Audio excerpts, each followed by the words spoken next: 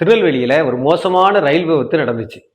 அந்த ரயில் விபத்து நடந்ததுனால, அந்த இடத்துல ஒரு பெரிய பாலம் வந்திருக்கு. அது எந்த ஊர்? எந்த இடம்? அத பத்தி தான் நம்ம பேசப் போறோம். கடந்த 7/10/2003 கொல்லத்திலிருந்து திருநெல்வேலியை நோக்கி, மதுரையை நோக்கி ஒரு ட்ரெயின் வந்துகிட்டு இருக்கு. இது ஒரு பாசஞ்சர் ட்ரெயின். ராத்திரி 12:30 மணிக்கு இது கரெக்ட்டா முன்னீர்பள்ளத்த தாண்டணும். இந்த ட்ரெயின பார்த்தீங்கன்னா, ராஜீவ் அப்படிங்கிறவர் ஓட்டிட்டு வராரு. அவர் கூட வர்கீஸ் அப்படிங்கக்கூடிய துணை என்ஜின் டிரைவரும் இருக்கிறாரு. ட்ரெயின் வந்துகிட்டே இருக்கு. வரும்போது பார்த்தீங்க அப்படின்னா, கரெக்ட்டா எப்போதுமே ட்ரெயின் வருவதற்கு 1 மணி நேரத்துக்கு முன்னாலே ரயில்வே கேட்ட அடைச்சிருவாங்க. செய்யது அப்படிங்கக்கூடிய மேலப்பாளையத்தை சேர்ந்தவர் தான் அந்த கேட் கீப்பரா இருக்காரு. அவர் எதிர்பாராத விதமா ஒரு லாரி. இந்த லாரி வந்து பார்த்தீங்க அப்படின்னா, ஞானசேகர் அப்படிங்கிறவர் அம்பாசமுத்திரத்திலிருந்து ஓட்டிட்டு வரவரு.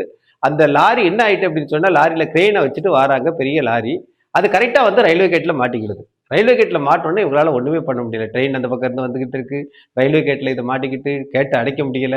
ராத்திரி 12:30 மணி. என்ன செய்யன்னே தெரியல. ஒரு கொடிய தூக்கிட்டு இங்க இருந்து அந்த கேட் கீப்பர் ஓடியே போறாரு. ஓடி போய் ரயில்வே டிரைவர்கிட்ட பார்க்கும்போது, ட்ரெயின் டிரைவரும் இவர பார்க்குறாரு. ஒரே அதிர்ச்சியா இருக்கு. என்ன செய்யலாம்னு தெரியல. வண்டிய நிப்பாட்டலாம்னு நெனச்சு அவங்க முயற்சி பண்ணும்போது பார்த்தீங்கன்னா, அந்த ட்ரெயின் வந்து இரவு 12:30 மணிக்கு பயங்கரமான சத்தத்தோட ஓங்கி மோதிருது. மோதி அந்த கிரேனை இழுத்துக்கிட்டே போயி கிட்டத்தட்ட ஒரு 100 மீட்டர் தாண்டி போய் விழுந்து, அந்த என்ஜின் வந்து எரிய ஆரம்பிச்சிருது. 2 பெட்டி கடந்து கீழ விழுந்துருது. எங்க பார்த்தாலும் ஒரே மரண ஓலம். சத்தத்த கேட்டு அங்க மாவட்ட ஆட்சியர் வந்துருதாங்க, தாசில்தார் வந்துறாங்க. அந்த பகுதியிலேருந்து எல்லாருமே வந்துருதாங்க. போலீஸ் வந்துருது. இருக்கிறவங்களெல்லாம் கொண்டு போய் ஆஸ்பத்திரியில சேர்க்குறாங்க. ஆனா, இதுல என்ன அப்டின்னா, க நம்ம யாருமே எதிர்பார்க்காத விதமா, அந்த 2வது பெட்டி, 3வது பெட்டியில வந்து நெறைய பார்சல் இருந்ததுனால, அதுல குத்து விளக்கு இருந்ததுனாலயும், அந்த குத்து விளக்கு தான் எரிஞ்சதே தவிரல, வெளிய இருந்த பயணிகள் ஒரு 27 பேருக்கு மட்டும் தான் காயமே ஏற்பட்டுச்சு.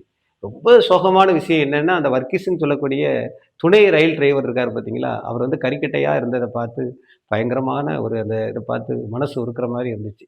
கிட்டத்தட்ட சொல்லப்போனா ஒரு 2 வருடமா அதையே பத்தி தான் பேச்சு. அந்த முன்னீர் பள்ளம், அந்த ரயில்வே கேட்ட பத்தி தான் பேசிக்கிட்டே இருந்தாங்க. எப்படியாவது இதுல ஒரு மேம்பாலம் அமைக்கணும் அப்படின்னு சொல்லி பல முயற்சிகள்.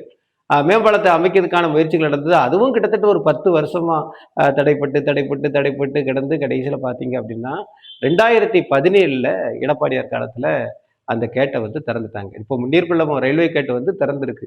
அது ஒரு பெரிய விபத்து. அது மறக்க முடியாத விபத்து.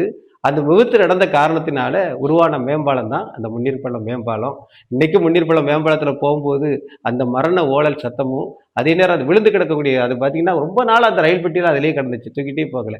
இப்போ வந்து இரட்டை ரயில் பெட்டி, இரட்டை தண்டவாளம் வந்துட்டு, மின்சார ரயில் வந்துட்டு, இருந்தாலும் அந்த 2003ல் நடந்த சம்பவம் வந்து மனச விட்டு இன்னும் மறக்க முடியாமலே இருக்குது. இதே மாரி விபத்துகள் ஏதாவது நடந்துருச்சு அப்படின்னா, நீங்க கமெண்ட்ல குறிப்பிடலாம்.